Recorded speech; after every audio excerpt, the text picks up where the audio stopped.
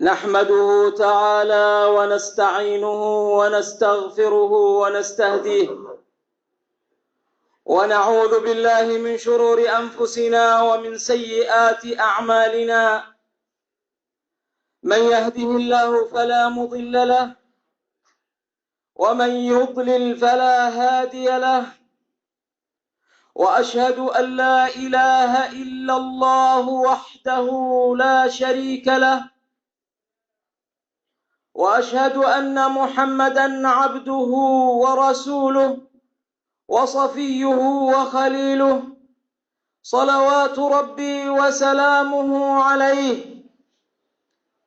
أما بعد، فإن أصدق الحديث كتاب الله جل وعلا، وخير الهدي هدي محمد صلى الله عليه وسلم، وشر الأمور محدثاتها، وأن كل محدثة بدعة، وكل بدعة ضلالة، وكل ضلالة في النار.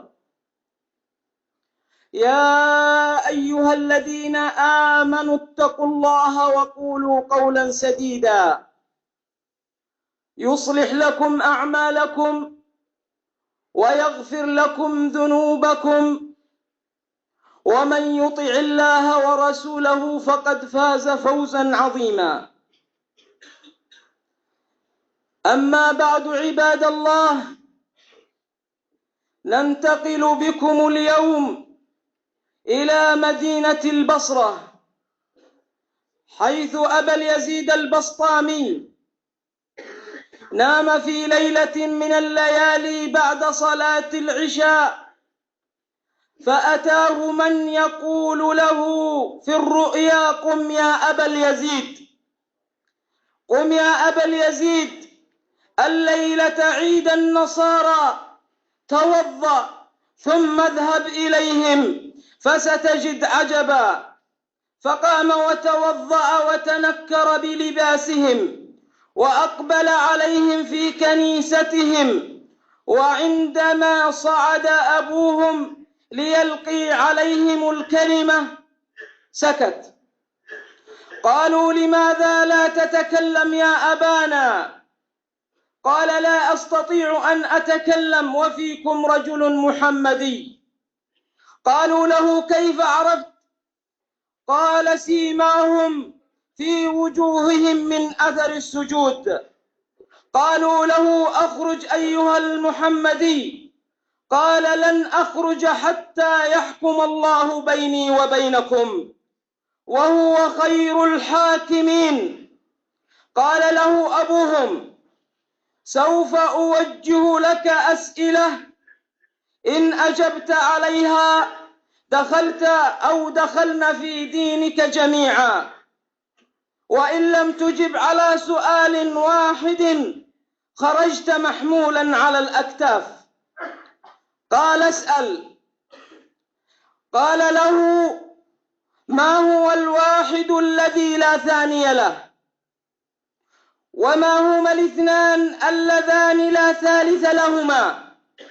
وما هم الثلاثة الذين لا رابع لهم؟ وما هم الخمسة الذين لا سادس لهم؟ وما هم الستة الذين لا سابع لهم؟ وما هم السبعة الذين لا ثامن لهم؟ وما هم الثمانية الذين لا تاسع لهم؟ وما هم التسعة الذين لا عاشر لهم؟ وما هي العشرة التي تقبل الزيادة؟ ومن هم 11 أخا؟ وما هي المعجزة التي مكونة من 12؟ ومن هم الأسرة التي مكونة من 13 فردا؟ وما هي 14 التي كلمت الله؟ وما هو الشيء الذي تنفس ولا روح فيه؟ وما هو الشيء الذي خلقه الله واستعظمه؟ وما هو الشيء الذي خلقه الله واستنكره؟ وما هي الأشياء التي خلقها الله من غير أب ولا أم؟ ومن هم الذين كذبوا ودخلوا الجنة؟ ومن هم الذين صدقوا ودخلوا النار؟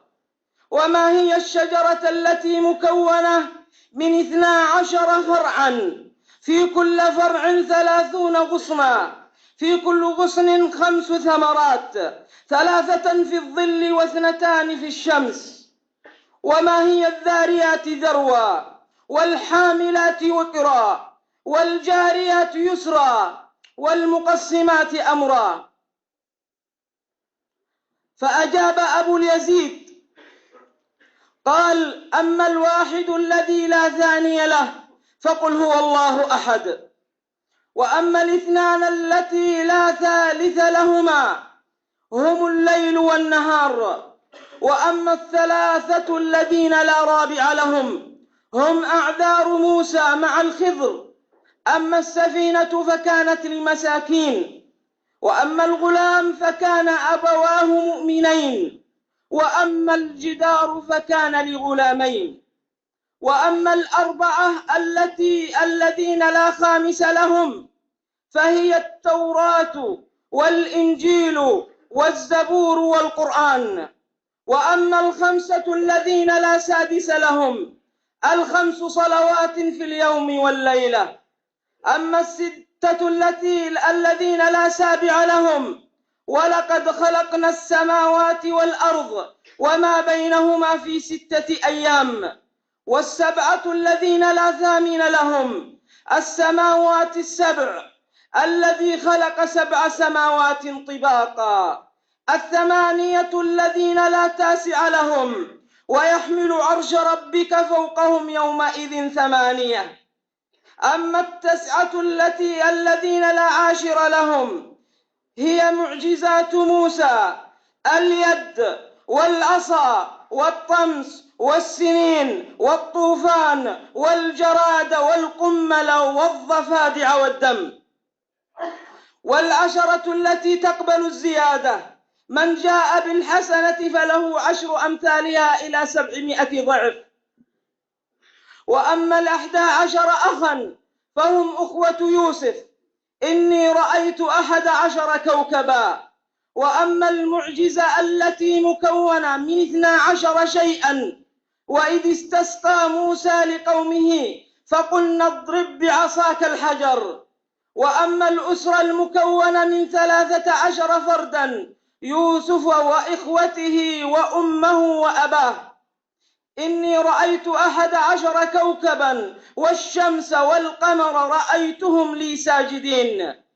وأما 14 التي كلمت